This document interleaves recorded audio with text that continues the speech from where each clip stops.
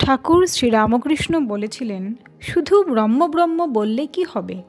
যদি বিবেক বৈরাগ্য না থাকে, ও তো ফাঁকা শঙ্খধ্বনি। তাকে হৃদয় মন্দিরে আগে প্রতিষ্ঠা করো, বক্তৃতা লেকচার তারপর ইচ্ছা হয়তো করো। এই বিষয়ে তিনি খুব সুন্দর একটি গল্প বলেছিলেন। এই গল্পটি আমি আপনাদেরকে পাঠ করে শোনাচ্ছি।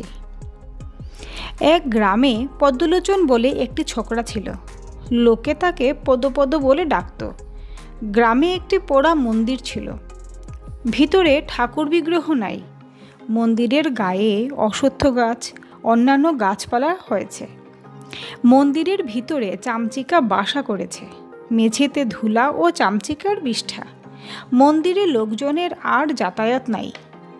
একদিন সন্ধ্যার কিছু পরে গ্রামের লোকেরা শঙ্খধ্বনি শুনতে পেল। মন্দিরের দিক থেকে শাঁখ বাজছে ভোঁ ভোঁ করে। গ্রামের লোকেরা মনে করল হয়তো ঠাকুর প্রতিষ্ঠা করেছে কেউ। সন্ধ্যার পর আরতি হচ্ছে। ছেলে, বুড়ো মানুষ, মেয়ে, পুরুষ সকলে দৌড়ে দৌড়ে মন্দিরের সম্মুখে গিয়ে উপস্থিত হলো ঠাকুর দর্শন করবে আর আরতি দেখবে বলে। তাদের মধ্যে একজন মন্দিরের দ্বার আস্তে আস্তে খুলে দেখে পদ্মলোচন একপাশে দাঁড়িয়ে ভোঁ ভোঁ শাঁখ বাজাচ্ছে। ঠাকুর প্রতিষ্ঠা হয় নাই, মন্দির মার্জনাও হয় নাই, চামচিকার বিষ্ঠা রয়েছে। তখন সে চেঁচিয়ে বলছে, মন্দিরে তোর নাহিক মাধব, পদ শাঁখ ফুকে তুই করলি গোল, তাই চামচিকে 11 জনা দিবানিশি দিচ্ছে থানা।